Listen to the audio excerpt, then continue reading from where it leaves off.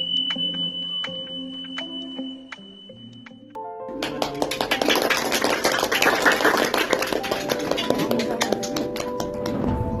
के सबसे यंगेस्ट सदस्य जो है वो लोग ऊपर दिलाते हैं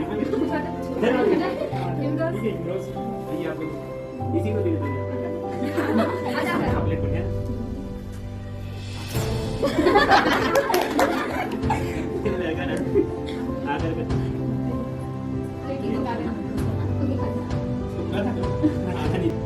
तो डियर स्टूडेंट, मैं आप सभी को आज बीसीसी दिवस के बारे में कुछ जानकारी देना चाहूँगी।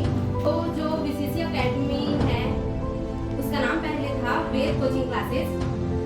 तो जो हमारी बीसीसी एकेडमी की स्थापना है वो 5 अगस्त 2021 को वेद भैया के जरिए हुआ था। ऐसा नहीं है कि सिर्फ वेद भैया का ही मतलब कोचिंग को स्टार्ट करने में उनका सहयोग था। इंटरनली देखेंगे तो हमारे कोमल भैया का भी हाथ था।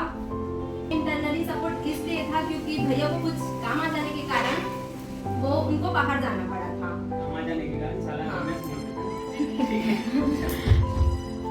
तो जिसके चलते वेद भैया को कोचिंग का उद्घाटन है अकेले करना पड़ा था। वो थोड़े नर्वस भी थे, लेकिन नर्वस थे कि कोचिंग को वो मैनेज कैसे करेंगे, लेकिन फिर भी भैया ने अकेले सब किया। जब वेद भैया ने कोचिंग स्टार्ट की तो 10वीं क्लास में केवल 5 से 6 स्टूडेंट ही थे और 11th में 3 से 4 ही स्टूडेंट थे, जिसे देखकर उन्हें थोड़ी सी निराशा हुई।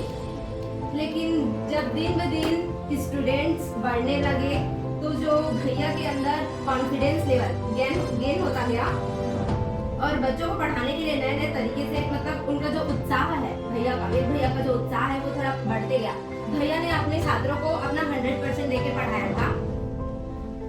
वेद कोचिंग क्लासेस न केवल एक कोचिंग क्लासेस है बल्कि यह एक ऐसा मंच है जहां विद्यार्थियों को सिखाया जाता है कि एक अच्छा व्यक्ति कैसे बने। बीसीसी एकेडमी में केवल पुस्तकीय ज्ञान ही नहीं बल्कि जीवन की भी ज्ञान से रिलेटेड जानकारियां दी जाती है। वेद भैया मनोरंजन और आनंद के साथ पढ़ाने की कोशिश करते थे। भैया की अनुपस्थिति में मतलब भैया जब नहीं रहते थे तो कोमल भैया भी आके मतलब एकेडमी के बच्चों को पढ़ाते थे। हाँ, तो दोनों भैयाओं के लिए शिक्षण का कार्य मतलब पहला ही अवसर नहीं था जो बीसीसी एकेडमी को स्टार्ट किए। तो उन लोग ना अपने पहले से ही गांव में अपना एक कोचिंग क्लासेस शुरू किए थे जिसका नाम था अध्ययनशाला। वह मूल रूप से विद्यार्थियों के लिए बहुत कठिन समय था जब बहुत लंबे समय तक स्कूल कॉलेजेस है वो बंद था। अध्ययनशाला का अनुभव वेद कोचिंग क्लासेस शुरू करने में मददगार रहे क्योंकि दोनों भैयाओं के पास लगभग 1 से 1.5 साल का शिक्षण का अनुभव था। वेद भैया ने हमेशा बच्चों को अपना सर्वश्रेष्ठ प्रदर्शन किया। यह उनके परिवार के लिए बहुत गौरवपूर्ण पल रहा होगा क्योंकि जब वेद भैया ने जब कोचिंग क्लासेस स्टार्ट की तो उनका मतलब उम्र है वो 19 साल के ही थे।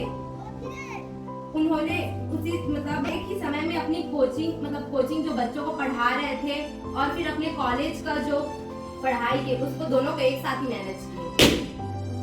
मैं भी इस बीसीसी एकेडमी की सदस्य बन पाई हूँ, इसलिए मैं मतलब दोनों भैयाओं को धन्यवाद कहना चाहूंगी कि मुझे एक बीसीसी एकेडमी के लिए शिक्षक बनने के लिए मौका दिया। धन्यवाद।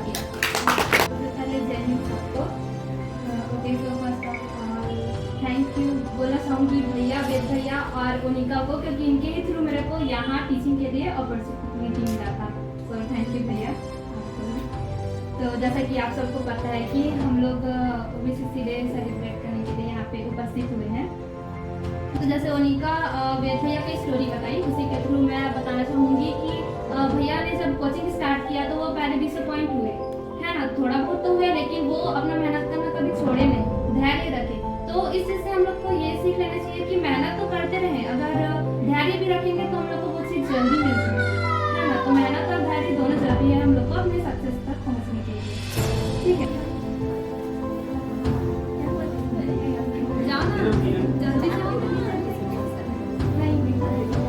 भैया। हाँ, ये अंडा फटा वाला तो पहले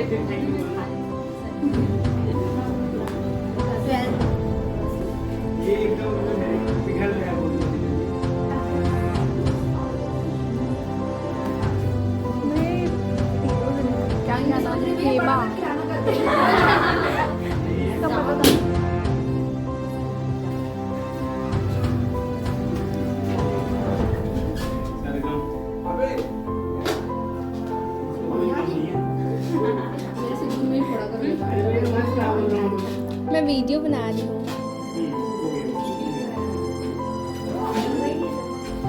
हो गया।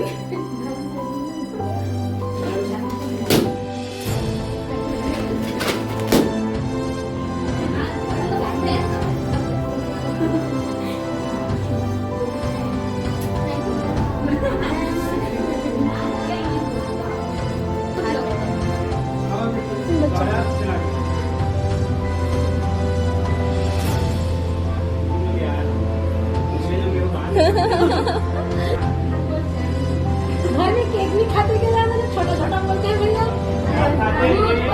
खोलना ना पड़े। खाते हैं ना, लेकिन यहाँ क्या दिखाना नहीं। जैसे इन लोग ऐसे बाहर भी दे दो जाओ खाने में, भैया ऐसी कर डालेंगे। ऐसे चलेगा ना।